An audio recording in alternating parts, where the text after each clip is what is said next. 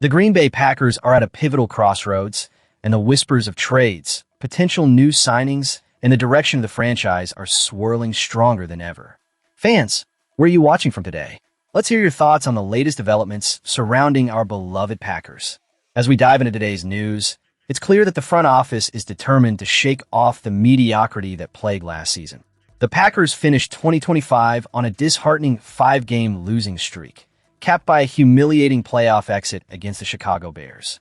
This offseason represents not just a chance for redemption, but a strategic pivot as they seek to reclaim their place among the elite teams in the NFL.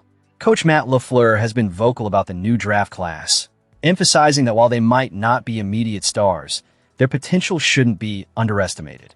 I think all 4 of those guys coming in can compete for playing time, LaFleur stated, highlighting the depth and competition that these young players will bring to the roster. The commitment to competition is not just talk. It's a philosophy that underpins their approach to building a championship-caliber team. It's worth noting that this draft was particularly intriguing, with General Manager Brian Gutekunst navigating a tricky landscape of limited draft capital following the trade for Micah Parsons. With only 8 picks at his disposal, every choice counted, and Gutekunst made it clear that they were focused on quality over quantity. "I like the depth of our football team," he said. This confidence in the existing roster allowed for a bold strategy to move up, seizing opportunities when they arose. The selection of kicker Trey Smack in the 6th round exemplifies this competitive spirit. LaFleur praised the scouting department's efforts, underscoring the importance of having a reliable kicker in a league where every point counts. This move could be seen as a signal that the Packers are serious about elevating their special teams play, a crucial element that can often tip the scales in tight games. Moreover, the Packers address critical needs directly in their draft strategy. With their first 3 picks focused on defensive tackle, cornerback, and edge rusher, they clearly identified where the team needed to bolster its ranks. The addition of Brandon Cisse, a cornerback, is particularly noteworthy. Last season, this position struggled significantly. If Cisse can develop quickly, he could become a cornerstone of a secondary that has been missing vital pieces. Dani Dennis-Sutton, selected in the 4th round, is another intriguing prospect. Expected to compete with emerging talents like Barron Sorrell and Colin Oliver, Dennis-Sutton could provide a much-needed boost to the pass rush. This emphasis on defense reflects a broader understanding within the organization. Defense wins championships, and the Packers are committed to building a unit that can stand toe-to-toe with the league's best. Yet, while the focus on defense is commendable, it raises questions. The Packers opted to draft just one offensive player, Jager Burton, who will vie for the backup center role. This decision has sparked speculation among fans about whether Gutekunst is overly confident in the offensive capabilities already in place, especially with key extensions for players like Jayden Reed and the potential for Christian Watson to follow suit. Could this singular focus on the defense backfire if the offense struggles to keep pace?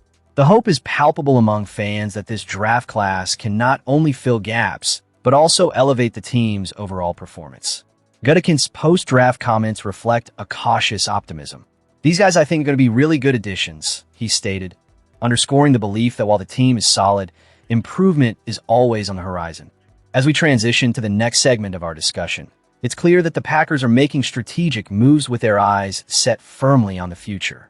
Whether these decisions will pay off remains to be seen, but one thing is certain. The passion and commitment to excellence in Green Bay are alive and well. The narrative continues to unfold, and as we look ahead, the anticipation for the upcoming season is building. Let's see what else is on the horizon for the Packers as we delve deeper into the latest developments. Green Bay's draft strategy has sparked a wave of discussion among fans and analysts alike. With only 6 selections made this year, the smallest draft class since Brian Gutekunst took the reins as general manager, the implications for the roster are significant. As we dive into our post-draft analysis, it's crucial for fans to weigh in on where they're watching from and share their thoughts on this unique draft strategy. One glaring headline coming out of this draft is the Packers' decision not to select any wide receivers or pass catchers at all. Despite already extending Jayden Reed, there remains a pressing need to solidify the receiving core, particularly with Christian Watson entering the final year of his deal. It's essential to secure a new contract for him, especially after the team made a short-term investment last year. The front office is equally focused on tight in Tucker Kraft, who is also a priority moving forward. However, the situation becomes murkier when we look at defensive tackle Devonte Wyatt.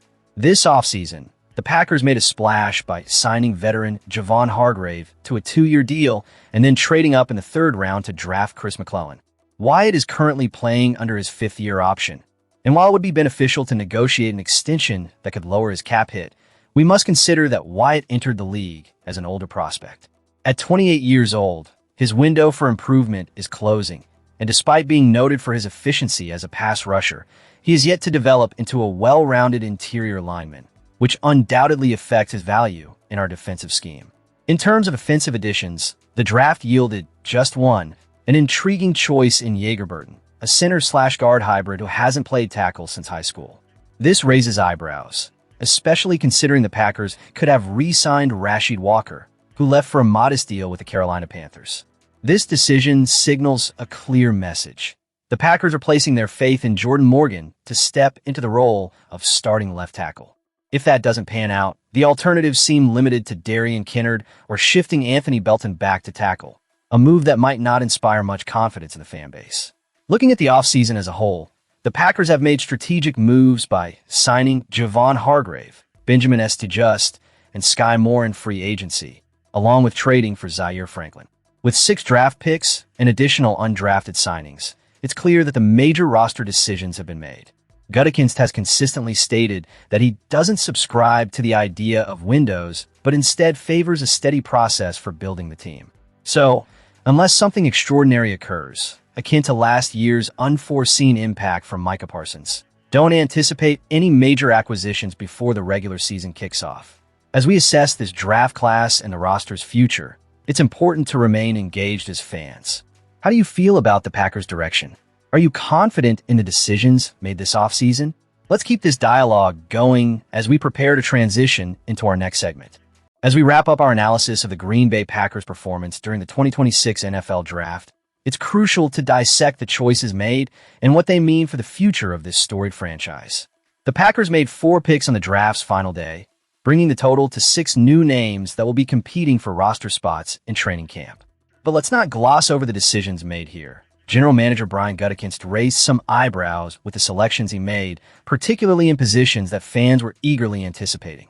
First off, the Packers struck gold by adding edge rusher Dani Dennis-Sutton from Penn State in the 4th round. This was a surprising, yet calculated move. Dennis-Sutton was projected to go higher, likely in the 3rd round, and snagging him at 120th overall speaks volumes about the value he brings to the table. His athleticism is undeniably impressive, and while he's not without flaws, his explosiveness and tackling need work. His versatility adds depth to the edge position. With 3 blocked punts in his senior year, he also brings a skill set that could enhance the special teams unit, which has been a concern in recent seasons. Moving on to the 5th round, the Packers finally turned their eyes to the offense and selected center Jager Burton out of Kentucky. Standing at 6 feet 4 inches and weighing 312 pounds, Burton, nicknamed Moose for his stout build, offers the kind of versatility that the Packers cherish, having played both center and guard during his college career. What's worrisome is his relative lack of elite strength at the point of attack, which could be exposed in the NFL. He'll have to prove that his one standout season in college wasn't a flash in the pan. That said, he should fit nicely into Green Bay's zone blocking scheme, allowing him to learn and develop under Sean Ryan's mentorship. The Packers made a strategic move earlier in the draft, trading up to select defensive tackle Chris McClellan. This was a shrewd decision, giving up a 5th-round pick to secure a player capable of stopping the run while also applying pressure on the quarterback. In a division where offensive lines can be formidable, McClellan's addition could be pivotal for the Packers' defensive front. The 6th round brought yet another high-stakes move as the Packers traded up to select kicker Trey Smack out of Florida, who many scouts considered the best kicker in this draft class. This move indicates a clear dissatisfaction with the kicking game, especially given Brandon McManus's struggles beyond 40 yards last season. Smack's ability to kick with range, making 10 of 13 attempts from 50 yards or more, is a tantalizing prospect for a team aiming to solidify every aspect of their game. The Packers also added cornerback Domani Jackson from Alabama. While Jackson boasts sprinter-like speed and has the athleticism necessary for the position, his lack of ball awareness raises red flags. With only 2 interceptions in 4 college seasons, Jackson will need to refine his technique if he hopes to thrive at the NFL level. His recovery from a knee injury is promising, but the consistency of his play will be under scrutiny as he transitions to the pros. One glaring omission from this draft was the lack of a quarterback selection. For the second straight year, the Packers have opted not to invest in a developmental quarterback, leaving Desmond Ridder and Kyle McCord to battle for the backup spot along with an undrafted free agent. This decision could come back to haunt them if Aaron Rodgers' successor isn't groomed effectively. The Packers also signed 9 undrafted free agents, a move that showcases their commitment to scouting and developing talent from all avenues. While many of these players may be long shots to make the final roster, history tells us that at least one undrafted gem usually emerges each year. In summary, while the Packers have emphasized bolstering their defense, the decision to limit their offensive line draft picks could come back to bite them if injuries plague the team as they did last season. The offensive depth remains a concern, particularly with the uncertainty surrounding players like Josh Jacobs. The anticipation for the 2027 draft will undoubtedly grow, as the Packers will seek to fill gaps left unaddressed this year. As we reflect on this draft, it's clear that Gutekunst is pivoting the team's focus towards a more defensive identity under new defensive coordinator Jonathan Gannon, who will implement a 3-4 scheme. While the draft results are promising on one hand, they also raise questions about the offensive strategy going forward. What do you think, Packers fans? Were these draft choices the right moves for Green Bay? Where are you watching from? And what's your take on the Packers' future? Make sure to leave your comments below and subscribe for more updates on your favorite team. Let's rally together as we head into training camp and see how these new additions will shape the Packers' path moving forward.